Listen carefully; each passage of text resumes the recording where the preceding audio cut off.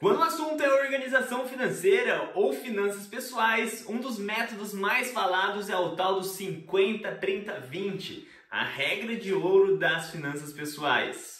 O problema é que nada no mundo é 8 ou 80, e com certeza com suas finanças pessoais também não deveria ser assim. Afinal, o que funciona comigo talvez não funcione com você ou vice-versa. E isso acontece muito com o tal do 50-30-20.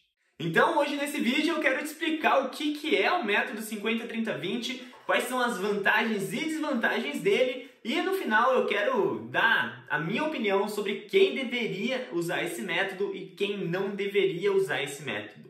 Então bora começar!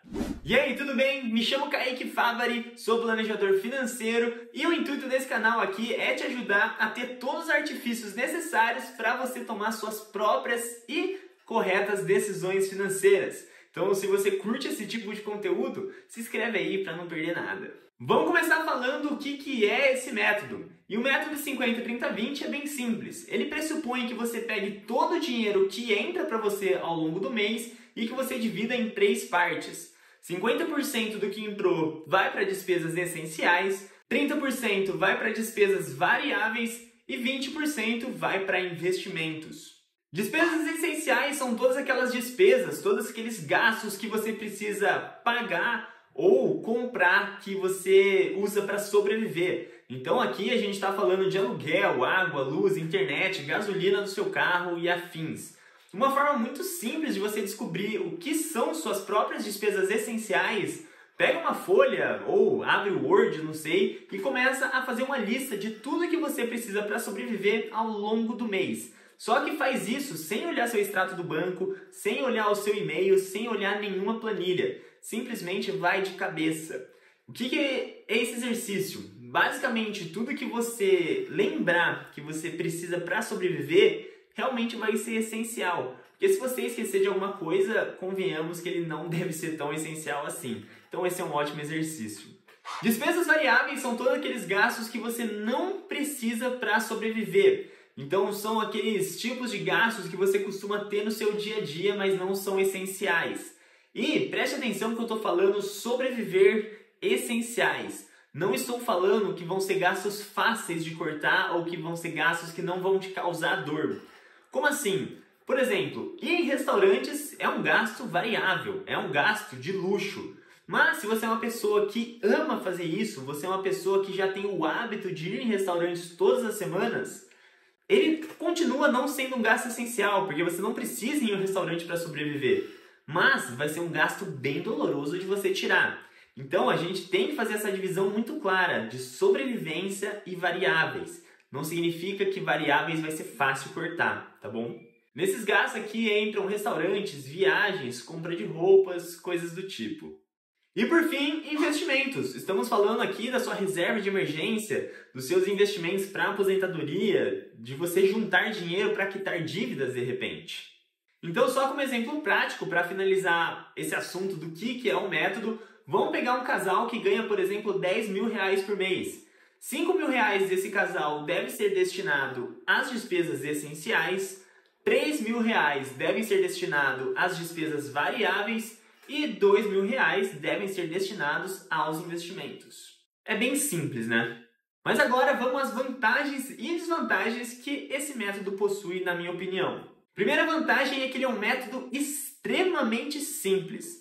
Se eu pegar uma criança e explicar como funciona esse método, essa criança vai entender. Então, isso é uma grande vantagem. Finanças pessoais não devem complicar a sua vida. E esse método, de fato, é muito simples. E a segunda vantagem é que esse é um método que abrange várias áreas da vida. Então ele abrange as áreas de sobrevivência, as áreas essenciais da sua vida. Ele também abrange as áreas de luxo, de lazer, de prazer que você tem com seus gastos, suas compras. E ele também abrange a área dos investimentos, que normalmente é uma área que as pessoas costumam deixar de lado. Mas agora também temos uma grande desvantagem desse método, na minha opinião. A grande desvantagem para mim é que esse é um método engessado, ele possui pouca flexibilidade e isso faz com que um grupo de pessoas específicos não seja abraçado por ele. Como assim? Eu vou te explicar. Imagina que você é uma pessoa que mora com seus pais, por exemplo. você não vai ter que se preocupar com gastos essenciais. Afinal, aluguel você não vai pagar, água, internet, luz, comida. Então você dificilmente vai ser uma pessoa que vai se beneficiar desse método. Afinal, suas despesas essenciais não vão chegar a 50% do que entra. Ou imagina que você é uma pessoa bem caseira, bem tranquila, que não gosta muito de gastar dinheiro com coisas de luxo, como festas, roupas, restaurantes. Você dificilmente vai chegar a 30% dos seus gastos com despesas variáveis. Ou então imagina que você é uma pessoa que é fissurada por alcançar seus sonhos, que o seu maior prazer é realizar, guardar dinheiro para realizar as coisas que você mais almeja. Dificilmente 20% será o suficiente para você alcançar grande parte deles. Afinal, se você pega uma porcentagem para reserva de emergência e uma porcentagem para investimentos na aposentadoria, já vai aí uns 10 a 15% da sua receita tranquilamente. Enfim, eu posso utilizar vários exemplos aqui que te mostraria o quanto esse método é engessado e pode não abraçar um grupo de pessoas específico. Mas então, antes de eu explicar para quem eu acho que ele realmente funciona e para quem não funciona, deixa aqui no comentário para eu saber. Para você, na sua realidade, esse método mais engessado te ajudaria ou te atrapalharia no dia a dia? Deixa um comentário que eu quero saber. Mas então, para quem que esse método funciona, Kaique? Na minha opinião, esse método só vai funcionar para as pessoas que estão começando a se organizar financeiramente agora. Porque se você nunca se organizou financeiramente, provavelmente o seu dinheiro, suas finanças do dia a dia estão uma grande bagunça. Então, você pegar um modelo que você almeja e você vai trabalhar para alcançar aquele modelo, pode fazer muito sentido. Você vai sair do zero para um modelo que de fato funcione. Tentando alcançar esse 50, 30, 20, esse método, você vai descobrir algumas coisas muito importantes para você começar a ter os insights iniciais das suas finanças. Você vai descobrir se o seu padrão de vida está muito alto, se o seu aluguel, o seu carro condiz com a sua realidade. Você vai saber se você está gastando muito dinheiro com besteira, entre aspas, indo em muitos restaurantes, comprando muitas coisas que você não deveria. E até mesmo você vai entender se você precisa investir mais ou menos. Então é bacana. Mas aqui já vai uma dica prática para quem vai pegar esse método e tentar aplicar. Não se frustre no primeiro mês. O que eu quero dizer com isso? Provavelmente as suas finanças não vão estar exatamente 50, 30, 20, principalmente se você nunca se organizou financeiramente. Então, no primeiro mês, pode ser que suas finanças estejam 40% em despesas essenciais e 60% em gastos variáveis. Luta para que no próximo mês isso melhore um pouco. De repente, vai passar para 45% em essenciais, 50% em despesas variáveis e 5% em investimento. Enfim, vai trabalhando aos poucos para que mês após mês você se aproxime desse método. Porque, poxa, é muito difícil logo no primeiro mês você se adaptar a ele. Então vai aos poucos, não se frustre no primeiro mês, não desista. E agora, para quem que eu acho que não funciona esse método? Para mim, esse método não funciona para as pessoas que já têm um pouco de organização financeira e que principalmente têm muitos sonhos no radar, que já está lutando para conquistar as coisas que almeja.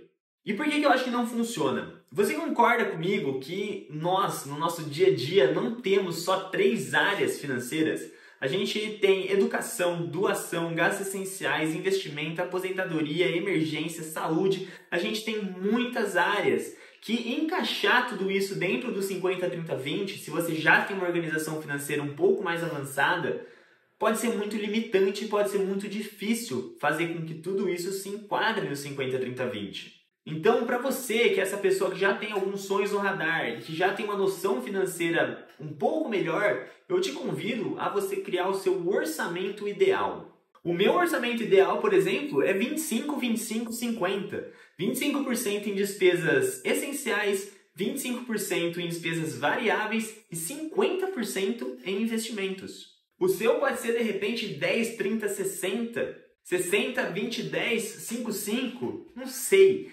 Comece a buscar o seu orçamento ideal, o seu método. E como eu dei uma dica prática ali para as pessoas que vão utilizar o método 50, 30, 20, vou dar uma dica prática para você que quer criar o seu orçamento ideal. E a minha dica é, comece pelos seus sonhos. Para você criar o seu orçamento ideal, você precisa traçar todos os seus sonhos, todos os seus desejos, todos os seus planos. E depois de você traçar tudo isso, calcule quanto dinheiro por mês você precisaria ter para realizar esses sonhos. A partir desses sonhos, você vai começar a moldar seu orçamento. Você vai começar a moldar o quanto você pode gastar com coisas essenciais, quanto você pode gastar com custos variáveis. Mas o plano é, comece pelos seus sonhos. Inclusive, essa é uma das etapas do meu planejamento financeiro que eu mais curto fazer. Eu ajudo as pessoas a entenderem de fato quais são os seus sonhos, quais são suas prioridades, para que posteriormente a gente crie um orçamento ideal, personalizado para aquela família. Se você tem interesse em ter minha ajuda, ter o meu acompanhamento no seu planejamento financeiro pessoal, aqui na descrição tem um link para você preencher um formulário e eu mesmo vou te convidar para a gente trocar uma ideia. Mas e aí, você gostou desse vídeo? Conseguiu entender o que é o método 50-30-20 e conseguiu se decidir aí se você vai tentar aplicar ele ou não na sua realidade? Se sim, não esqueça de deixar o like, que isso ajuda demais a gente, e se inscreva no canal para não perder mais nenhum vídeo relacionado ao assunto planejamento financeiro pessoal. A gente se vê numa próxima. Valeu!